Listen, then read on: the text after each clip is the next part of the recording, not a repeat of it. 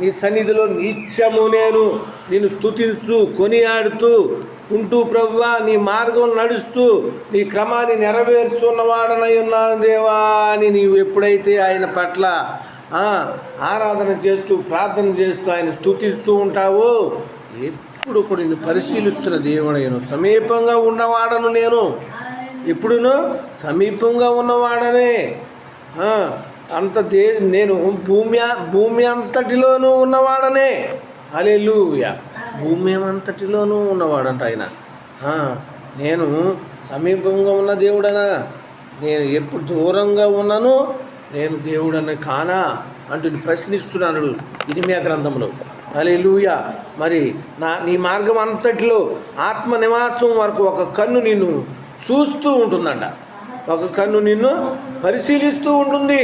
అందుకే నీవు వేసే ప్రతి అడుగు కూడా ఆ గొప్ప నేత్రము నిన్ను చూస్తూ ఉన్నదంట. హల్లెలూయా.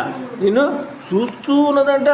సర్వాంతర్యామి అయిన దేవుడు నీ క్రియలను తలంపులను కూడా ఎరిగి ఉన్నవాడై ఉన్నాడు. హల్లెలూయా. ఎరిగి ఉన్నవాడై ఉన్నాడంట ఆయన. నీ ప్రతి కదలికను కూడా గమనిస్తున్నాడు. నువ్వు ఏం చేస్తున్నావు, ఏం మాట్లాడుతున్నావు, ఏం చూస్తున్నావునో, మరి దేవుని మరసి ఉన్నావు, మరి ఆయన ఎప్పుడు కూడా నేను చూసే దేవుడై ఉన్నాడంట. అలాగే ఆయన అన్ని విషయాల్లో కూడా నీ పట్ల నీకు ఏది కావాలో సమకూర్చగలవాడు ఆయనే. మనుషులు నమ్మినట్లయితే అది వ్యర్థమే, కానీ దేవుని నమ్మినట్లయితే అసాధ్యం అనేది కూడా సాధ్యము చేయగల శక్తిమంతుడై ఉన్నవాడు దేవుడై ఉన్నాడు. ఈ మనుషులు మరి ఈ లోకంలో ఉన్నటువంటి ప్రతి ఒక్క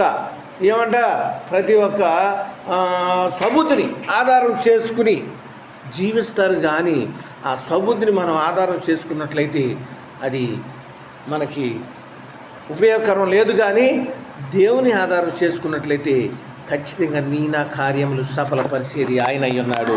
హల్లెలూయా. జీవితకాలం అంతా దేవా నీ నామమును స్తుతించడానికి నేను ఇక్కడ ఉన్నానంటే కేవలం అది నీ కృప అయి ఉన్నదయ్యా. అందుకే నీ ఆలోచనల సమస్తం ఆయన ఎరిగి ఉన్నవాడై ఉన్నాడు. నేను ఇది చేస్తాను, నేను అది చేస్తాను అని ప్రగల్భాలు పలుకుట కాదు, కానీ నీవు పైకి చెప్పవచ్చును, కానీ నీ హృదయం లోపల నీవు వేరే విధంగా చూసావా. పైకి చెప్పే మాట ఒకటంట, హృదయం లోపల వేరే ఆలోచన ఉంటుందంట మనిషికి. కానీ ఆ విధంగా చేసినట్లయితే నీవు తప్పు చేస్తున్నావని గమనించాలా. ఏమంట, నీ హృదయ ఆలోచన తలంపు వేరే ఉంది, నువ్వు మాట్లాడే మాట వేరే ఉంది.